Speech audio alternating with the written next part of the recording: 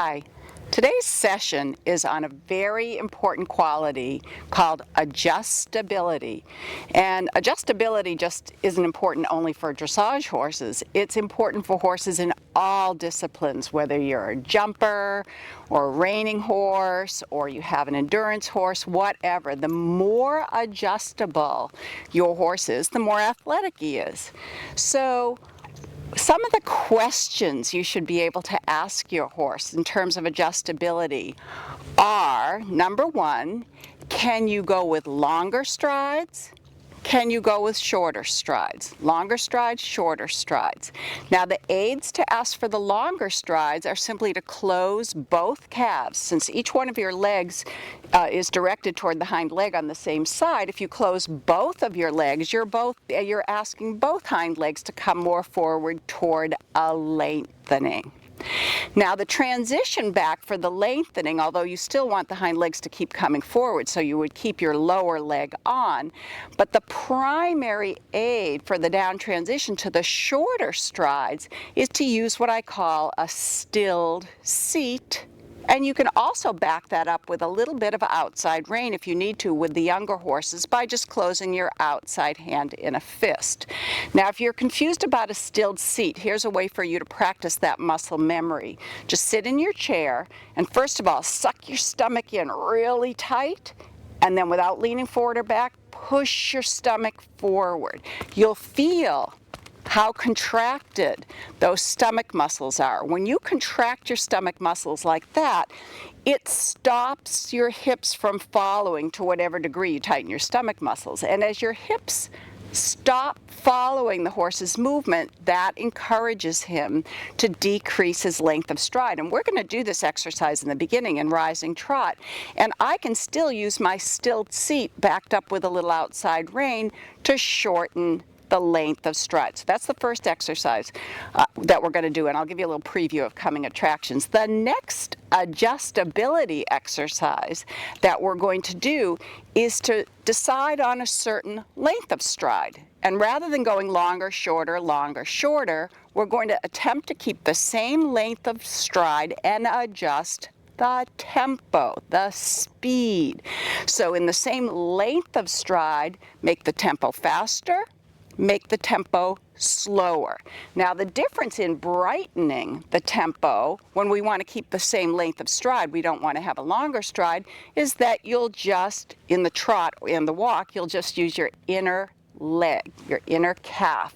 And that's because the inside hind leg of the horse has to do more work on circles and corners and bends and curves. We have to bend the joints of the inside hind leg when we brighten the walk or brighten the trot. However, when we brighten the canter, you're going to use your outside leg, and you'll see that I'll use my whip in the outside hand because I want to make the outside hind leg crisper, brighter, snappier, because the sequence of legs in the canter is different than the trot. The horse strikes off with the outside hind leg. So when I get my horse to fire faster with his outside hind, it follows that the rest of the tempo of the canter stride will be quicker. So let me review so far. 2 legs when we do the first exercise, lengthen, shorten. Inside leg on the girth when we want to keep the length of stride but just quicken the tempo, and outside leg in the canter to quicken the tempo. Now the way to bring him back to a slower tempo in the same length of stride is to use your seat exactly the same way that you did on the first exercise, because that stilled seat controls rhythm, speed, length of stride, and all down transitions. And I don't want to give you too much information before I show you stuff, but the third adjustability exercise that we're going to do is to show that we can make the horse's frame uphill, medium, kind of horizontal to the ground, or even nose on the ground. And I'll talk about that more after, but as far as these 3 adjustability questions, longer strides, shorter strides, same length stride but quicker tempo, slower tempo, and the position of the horse's frame up, medium, down, if your horse is truly adjustable, you should be able to accomplish any of those things within 1 or 2 strides. So I just want to tell you, I'm not starting right off the bat with the longer, shorter strides. I've walked Moshi for about 15 minutes, and we've just done a little bit of rising trot, just normal warm-up trot to get the joints and get his heart and lung warmed up a little bit before we start that exercise. And he's also had a canter as well. So just 15 minutes walk, a couple of minutes rising trot, a couple minutes canter each way. That's all he's done for warm-up. And now I'm going to start asking some of these adjustability questions. My purpose is twofold. One, to see that he's supple enough through his body that he is adjustable, and two, that mentally he's enough on the aids that when I say go and step on the gas pedal, he goes, and when I say slow, he comes back. So remember, the first exercise we're going to do is a little bit of lengthening, and it doesn't have to be huge. I just want to see that the length of stride can be made longer or shorter. So I'll just pick up a comfortable working trot here.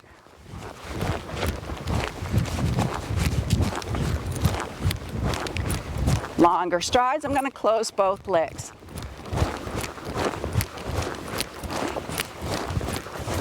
Shorter strides, tighten my stomach, outside rein if I need to.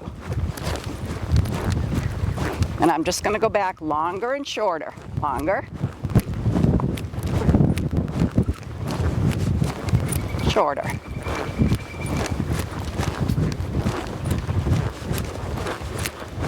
Longer.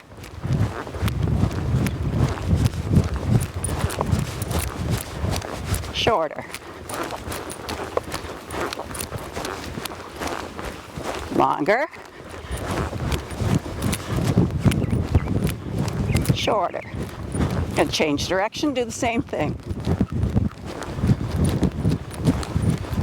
Shorter. And close my legs and longer. Shorter.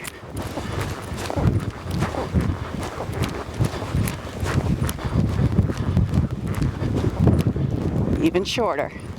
Good. And longer.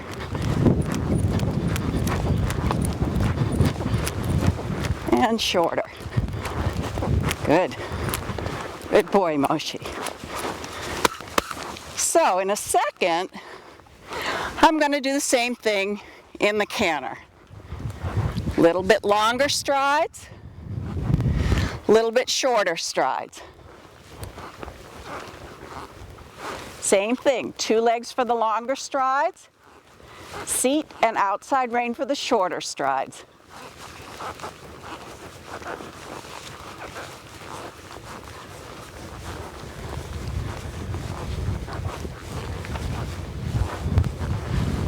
Oh, good.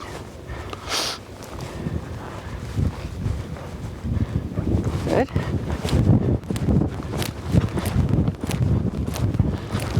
Shorter strides and longer strides. And shorter strides. Good. And longer strides. Adjustability. Shorter strides. Putting my whip in the outside hand. And longer strides. And shorter strides. And even shorter to come to the walk. Good boy. So we'll take a little break and then we'll go to the next adjustability exercise.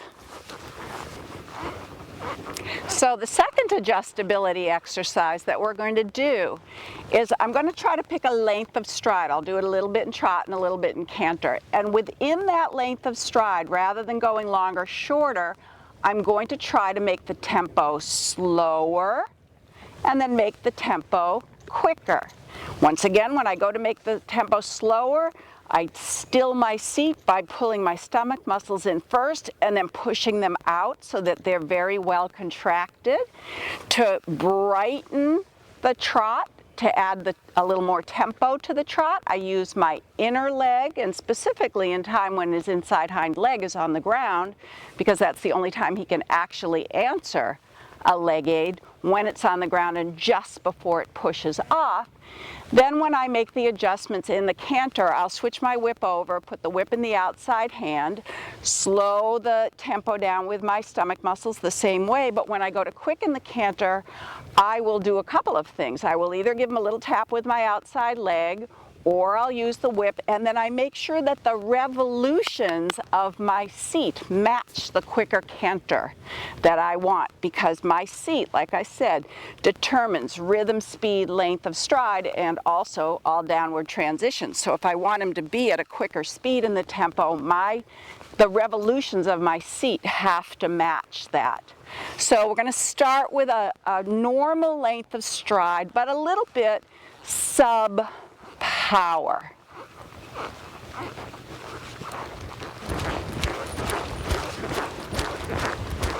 So I'm going to pick this length of stride, keep the same length of stride, and make the tempo quicker.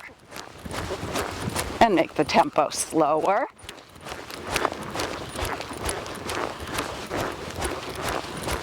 And make the tempo quicker, without letting the strides get longer. And slower.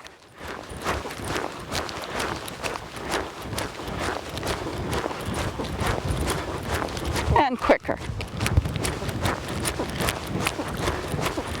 And slower. Even slower. He should trot as slowly as I want him to trot. And quicker, same length of stride. Inside leg. Good. And walk. We'll do the same thing in the canter.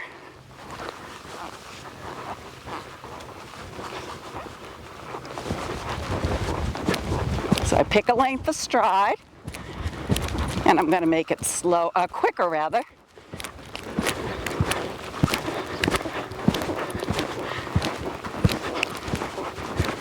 And a little slower.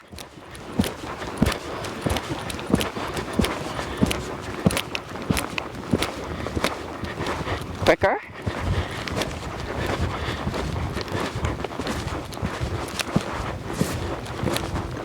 And slower. It's taking him a while to get into it. Notice when he goes slower, he goes 4-beat. I'll talk about that later.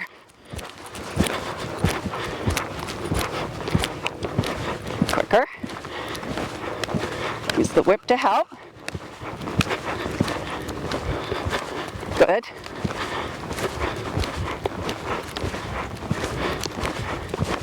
Good. And slower.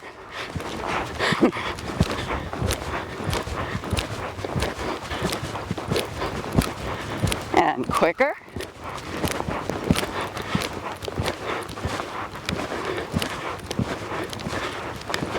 Whip.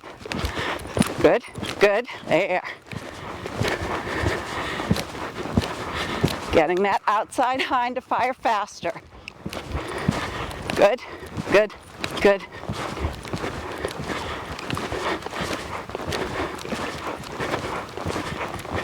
And slower, and the canter will fall apart. See, it becomes 4-beat, so I need to quicken it, and that will make it 3-beat. Good. Good, good, good. Good, good, good. Good. Now, I used to wonder, as far as this adjustability exercise was concerned, why I would ever want to make his canter tempo slower. Because the thing is, as a Frisian, canter is not his best gait. So, as soon as I slow the tempo in the canter, you can see that the canter becomes pretty staggery, almost 4-beat. So, why would I want to do that? Well, the truth is, sometimes on his own it becomes 4-beat, and I need to have the ability to quicken that canter and make him faster again so he gets back into a 3-beat rhythm. So by going too slowly, letting the canter fall apart, and knowing I have the ability to get him to go bump, bump, bump, bump, bump, gives me a tool that I can use when I don't like the quality of the canter. So I'm going to take another little break now, and then we'll talk about the third adjustability exercise. Okay, the third adjustability exercise, that I can adjust his frame and his balance. And I do that with a specific set of aids that I personally, just for teaching, call the connecting aids.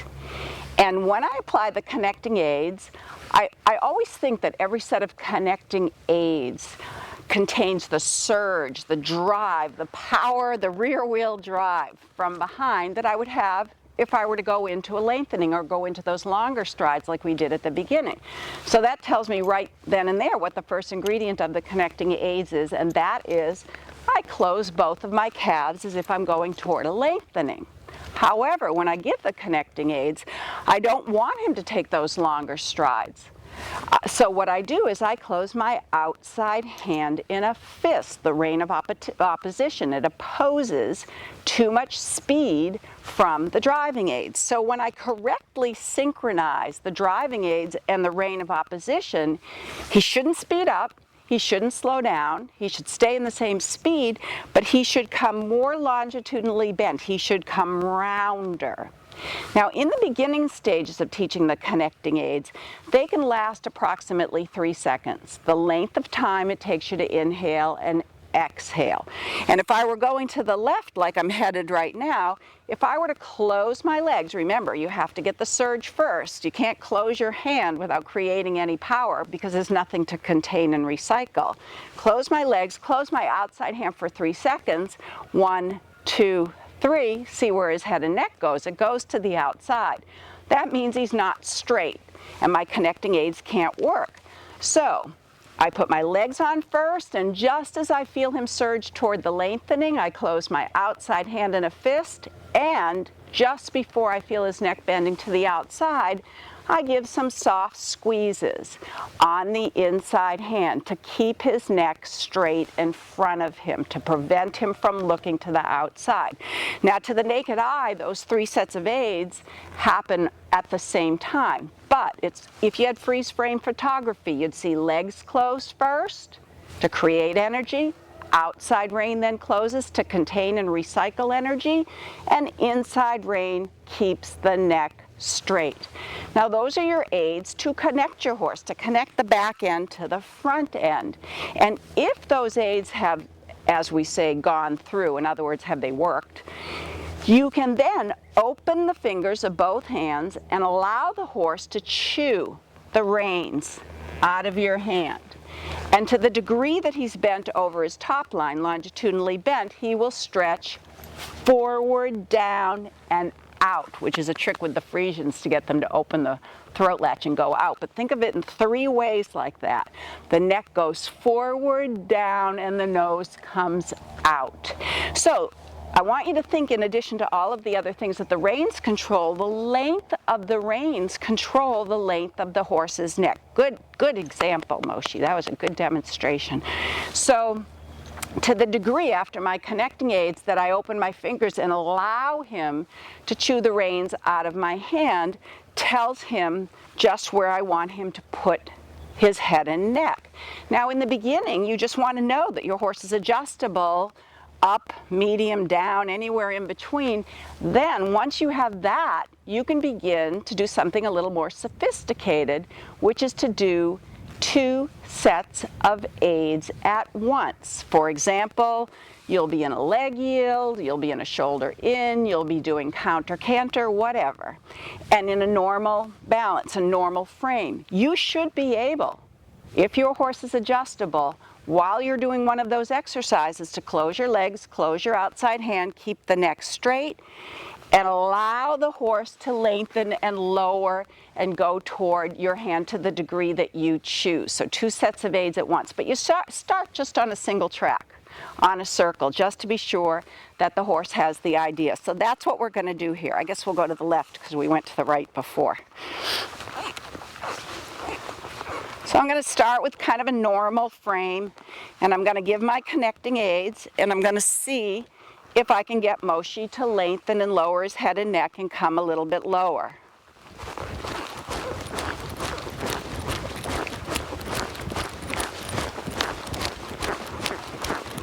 Now I open my fingers, and there he goes. And then I'll shorten the reins and do it again. Close my legs, outer hand, twinkle, twinkle, twinkle, inside hand, open the fingers. And not quite so committed. I would like him to put his head and neck longer and lower. So that set of connecting aids was not as successful. Good, good, good boy.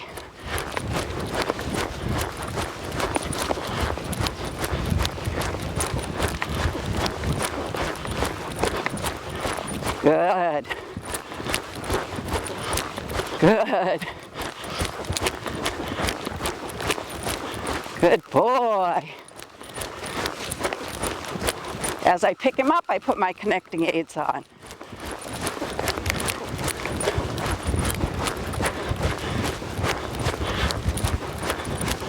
And there we go.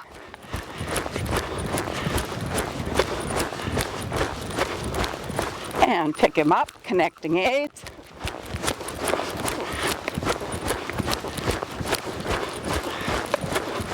Good, good.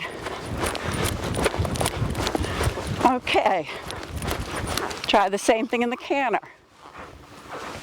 Switch my whip.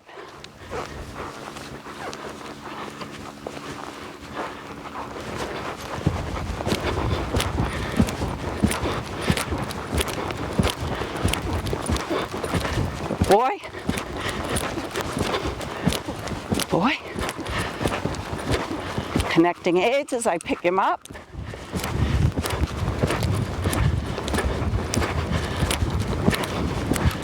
Connecting aids. Let him chew the reins.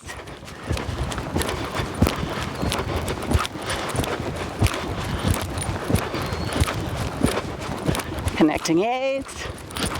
Now I'll bring him up a little more. I want him to lower his croup and come up a little more.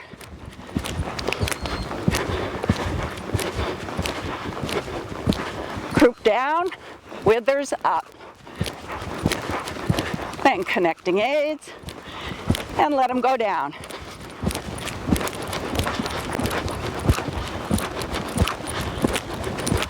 Connecting aids, bring him up by pushing his quarters down.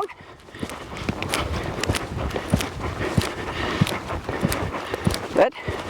Connecting aids. Open my fingers, allow him to stretch and seek the contact forward and down. And now I'll go back to sort of a medium balance.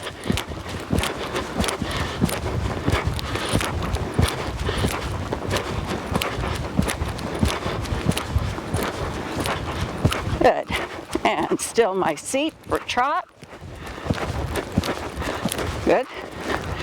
Connecting aids. And let him stretch.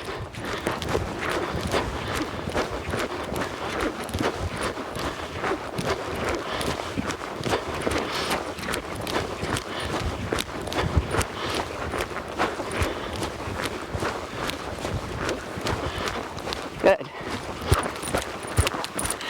Now I'm going to try to put two sets of aids together.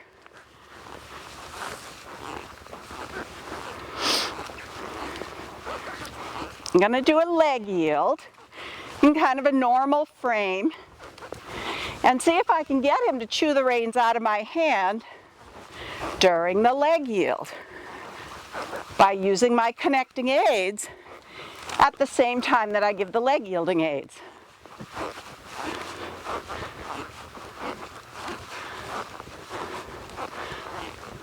Oh, good. Good. Good. Okay, so I'd still like him to be there a little lower And at the end there, he finally opened his throat latch and went toward my hand. Remember, he has to answer those 3 questions in response to the connecting aids. Neck longer, lower, throat latch open so the nose comes forward. So he's forward, down, and out. You'll probably have a hard time seeing me doing it this way, but I'll do it once this way in the walk, then I'll try it once in the trot.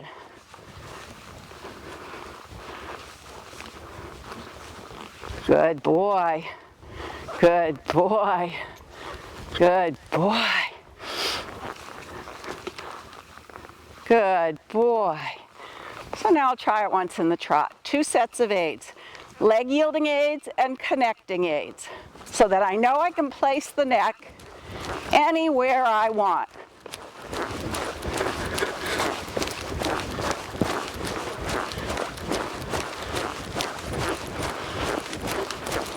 Good. Good.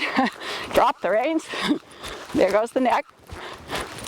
Good boy. As I picked up the reins after dropping them, I put my connecting aids on.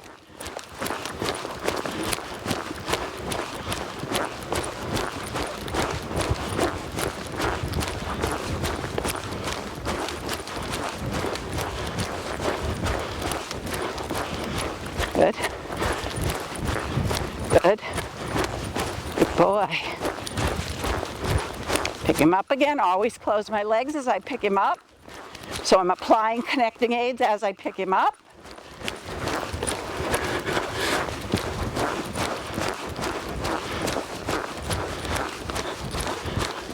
Leg yield, connecting aids, open the fingers, and there he goes.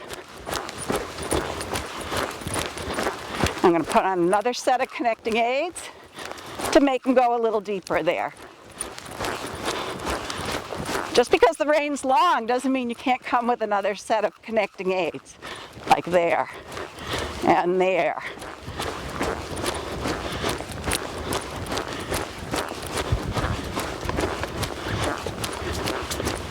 Oh, and I'm keeping my connecting aids on into the halt.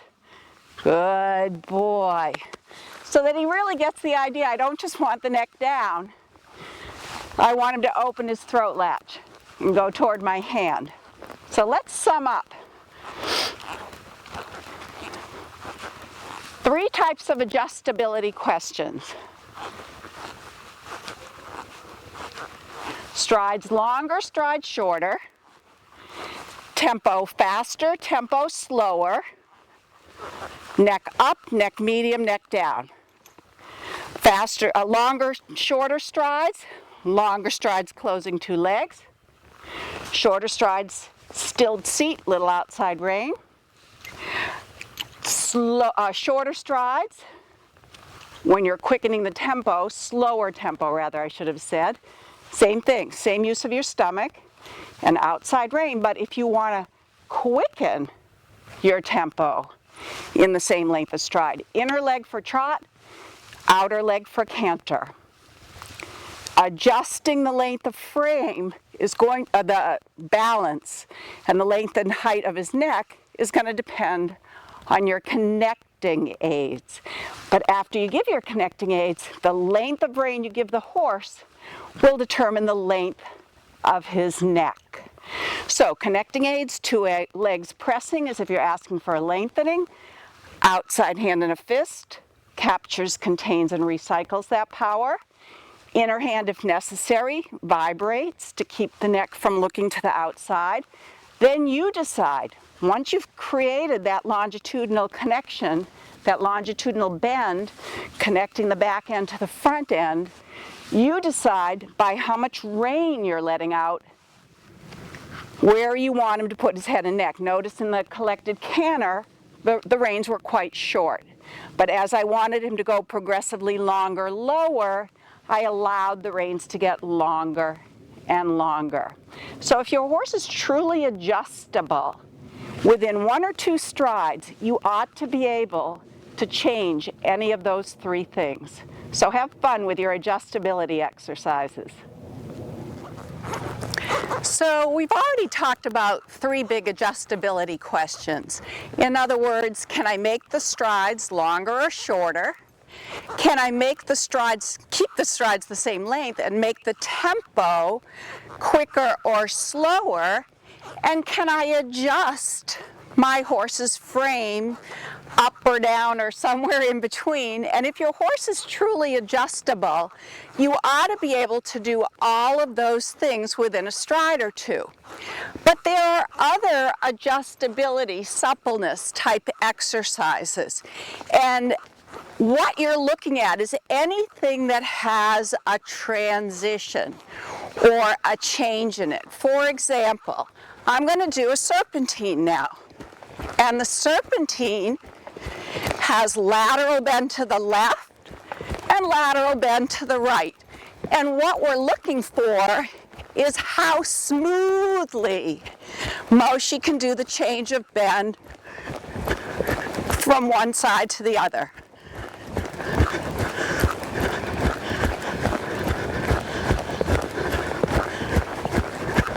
That was pretty smooth. So you see, he's showing quite a bit of adjustability laterally to the left and to the right, because he can smoothly, that's a key word with suppleness, smoothly change his balance left or right. So when a horse is supple or adjustable, they can smoothly change their balance not only from side to side, but forward and back.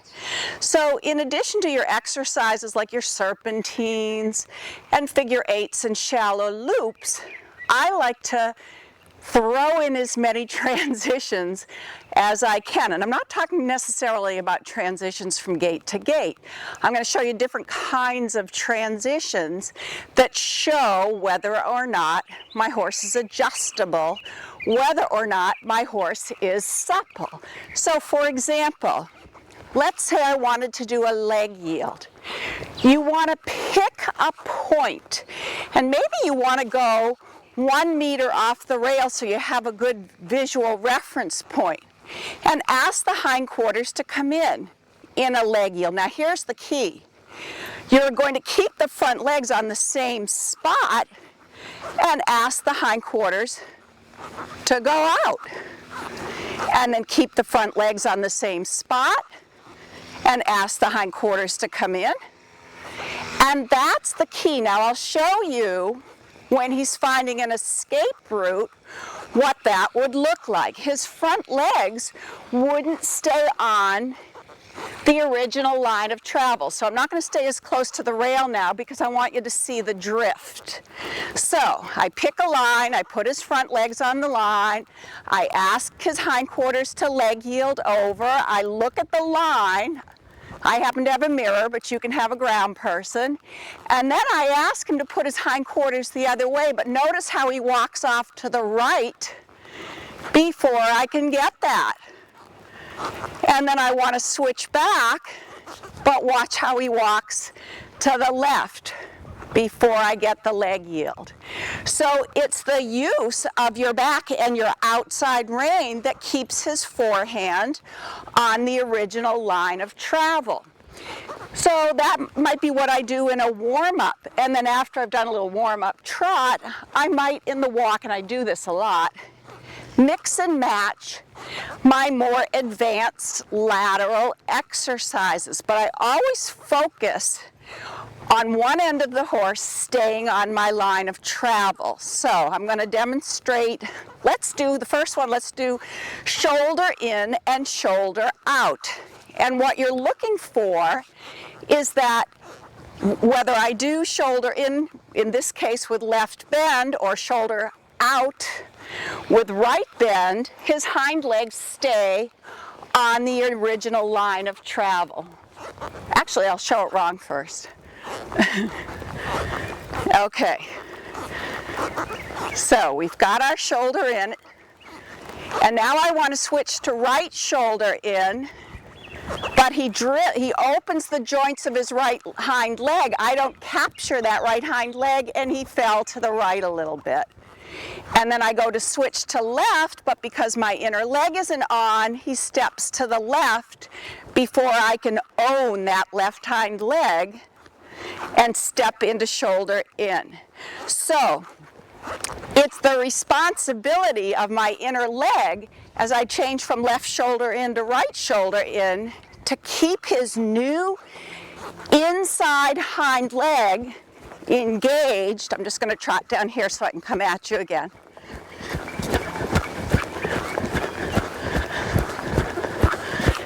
To keep his new inside hind leg engaged, so whether I change to left bend or right bend, shoulder in, shoulder out, I own each new inside hind leg and get the joints of that hind leg to bend and engage and step under the heavy point of his body. So, now I do left shoulder in, and I look at where his hind legs are, and I want to keep his hind legs right on that point. Good boy. As I switch my aids. Good. And then I'm going to use my left leg and bring my two arms to the left. Good. And then I'm going to use my right leg and use my two arms to the right. So I keep his hind legs on the same line. Now, one of the big mistakes that people do, and you'll be able to see that you don't stay on the same line if you do this, is they don't keep their inside leg on the girth as they change from shoulder in to shoulder out. And rather than leading the forehand in front of each new inside hind leg, they bring their inner leg back and yield the hindquarters out. So I'll do left shoulder in correctly, and then I'm going to pretend I'm doing right shoulder out, but I'm going to draw my right leg back. And you see how that displaces his hindquarters over to the left. It's a leg yielding. So we want the hind legs to stay on the original line of travel. So let's do a couple more of those advanced lateral exercises. Another one I love to do because it's just showing the horse's suppleness, shows his adjustability, is I like to go from shoulder in to renvers and back to shoulder in. So I'm in shoulder in, I keep his four legs on this line, and I switch my bending aids. And then I switch my bending aids. And what I'm looking for, I almost lost his outside shoulder there, is that his four legs stay on the original line regardless of whether I'm doing shoulder in or doing renvers. So I'll show you what happens when you lose the line, and then you lose the adjustability, suppling benefits of the exercise.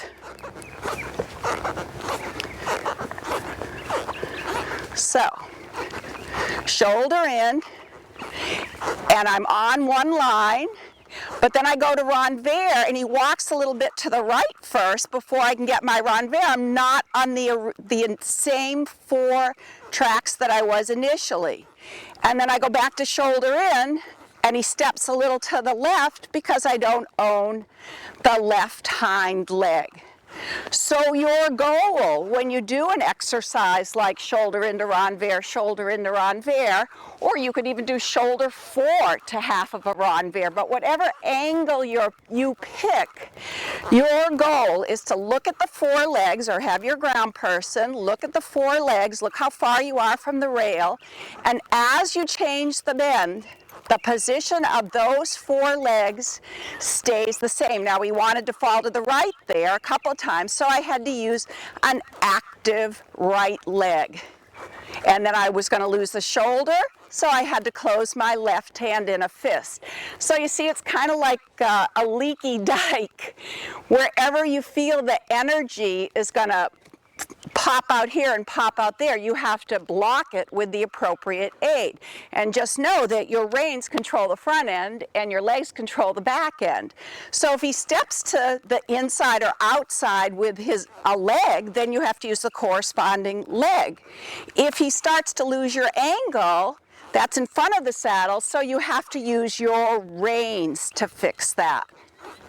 Another exercise I like to do, And it's a really cool exercise for people, I think, not only adjustability and suppleness for the horse, but for people to learn how to use both of their legs in shoulder in. Because a lot of times people use their inner leg, but their outer leg is either off the horse or forward. It's not behind the girth in a bending position. So I like to do haunches into shoulder in, haunches into shoulder in, haunches into shoulder in. You need to think that haunches in is the first step of, the last step of a circle continued on a straight line with a certain amount of bend, 10-meter bend. Then you keep those bending aids on. You see, you wouldn't have his haunches to the left if I didn't have my right leg on and my right hand closed in a fist. And I progress along the circle to shoulder in, which is the first step of a 10-meter circle, continued on a straight line. Then I close my outer hand, keep my same bending aids on, and I go to the last step of a 10-meter circle, continued on a straight line. And he had a few little bobbles there where I was going to lose the shoulder or lose the haunches. I'm very lucky I have a mirror, but if you have a ground person, just have them give you feedback. And if I lose the shoulder, I close my outside hand. If I lose the bend, I close my inner leg to ask for more bend, or I make sure my outer leg is behind the girth. Just remember, your legs control the hind legs, your reins control the front end. So whatever end is leaking off of your line, that's what you fix. Now, I like that exercise to help the rider use their outside leg, but a lot of times people don't keep the same bend as they go from one exercise to the other. And I think that part of that is, I'll show you that, is that in shoulder in we can see the angle pretty easily because we can see what's in front of us. But the tendency for riders is to overdo the angle in haunches in. And it's very hard not only for the horse to continue to go forward when you have him curled around like that, but at an angle greater than about 30 degrees, the horse can't bend around your inner leg, and he's stuck doing a leg yield. So let me show you that again. So we have nice 3-track shoulder in, and then because I can't see the hindquarters, I ask for too much angle, and I get a leg yield.